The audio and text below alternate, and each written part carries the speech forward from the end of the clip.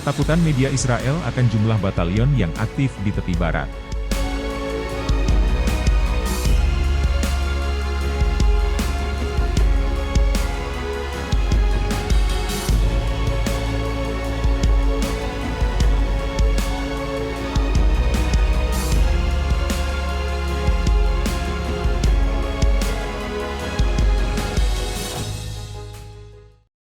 Bersamaan dengan eskalasi operasi mukawamah pejuang Palestina terhadap Zionis di tepi barat Sungai Jordan, media-media Israel khawatir akan jumlah batalion mukawamah yang aktif di daerah ini.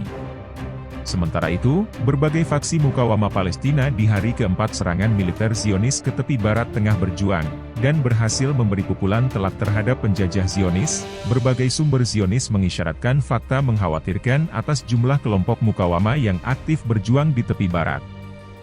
Media-media Zionis mengakui, saat ini terdapat 23 batalion mukawamah yang aktif di tepi barat, dan ini 2 kali lipat dari batalion yang ada di jalur Gaza.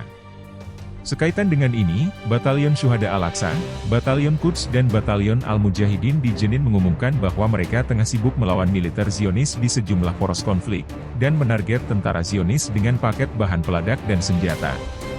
Selain itu, media-media lokal juga mengonfirmasi bentrokan sengit antara pejuang Palestina di distrik Burkin di barat Jenin dan militer Zionis. Pekan lalu, militer rezim Zionis sejak awal serangan besar-besarannya ke provinsi utara tepi barat mengonfirmasikan bahwa dalam serangan tersebut sejumlah warga Palestina gugur dan terluka. Sebagian fasilitas infrastruktur di daerah tersebut juga telah dihancurkan oleh tentara rezim Zionis.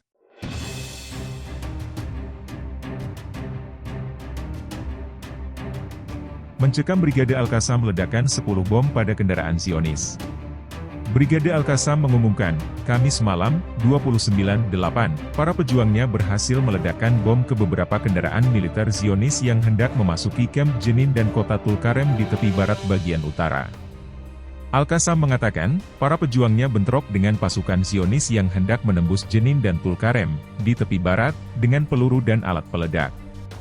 Faisal Salama, Wakil Gubernur Tulkarem, dan Koordinator Komite Pasukan dan Aktivitas Palestina di kota tersebut, mengatakan, pasukan Israel melakukan serangan menyeluruh terhadap kamp tersebut, mencegah masuknya kebutuhan warga, dan menghambat kerja ambulans dan kendaraan pertahanan sipil. Ia menyebutkan, warga, selama 2 hari berturut-turut, hidup di tengah pemberlakuan jam malam, serta pemadaman listrik, air, dan komunikasi. Kami menerima permohonan tentang adanya orang yang terluka dan kasus sakit, tetapi pasukan Israel mencegah awak ambulans melakukan evakuasi, ujarnya.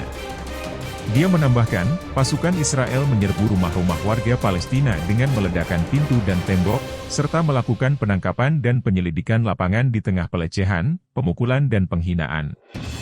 Dia menyatakan bahwa puluhan warga ditangkap dan menggambarkan situasinya berbahaya. Di kamp tersebut, suara tembakan dan ledakan terdengar dari waktu ke waktu, menurut saksi mata.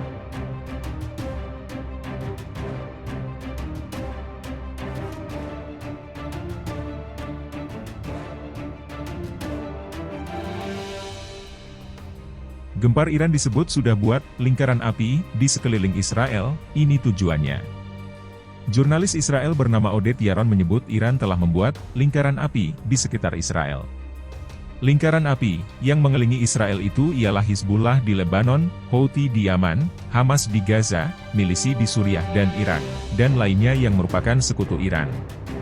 Saat ini Israel sedang menunggu serangan balasan Iran dan sekutunya di Timur Tengah. Serangan itu akan menjadi balasan atas serangan Israel yang menewaskan Kepala Biro Politik Hamas Ismail Haniyeh dan Panglima Hizbullah Fuad Shur. Sistem pertahanan Israel mungkin harus menghadapi ancaman bersamaan dalam berbagai jenis dari beberapa front, kata Yaron dalam tulisannya yang terbit di Haaretz. Suatu serangan Iran, seperti serangan bulan April lalu yang meliputi pesawat Nirawak, mungkin punya peringatan dini, tetapi Hizbullah punya kemampuan untuk meluncurkan banyak rudal akurat, yang hanya memberi Israel waktu peringatan 60 hingga 90 detik, mungkin lebih kurang. Membuat serangan itu menjadi ancaman terbesar bagi sistem pertahanan udara Israel. Hizbullah diperkirakan memiliki 150.000 rudal dan roket dari berbagai jenis. Banyak di antaranya yang ditempatkan di dekat perbatasan Israel. Rudal seperti Zesal 1, jangkauannya 160 km, Zelzal 2, 210 km, dan Fatah 110, 300 km, bisa menjangkau sebagian besar wilayah Israel. Yaron mengatakan jika Hizbullah menembakkan rudal-rudal itu, Israel hanya punya waktu beberapa menit untuk melacak dan menangkisnya. Video drone Hizbullah mengejutkan media Israel, berhasil merekam kota pelabuhan Haifa dengan detil dan dikhawatirkan mengancam keamanan Israel dalam jangka panjang.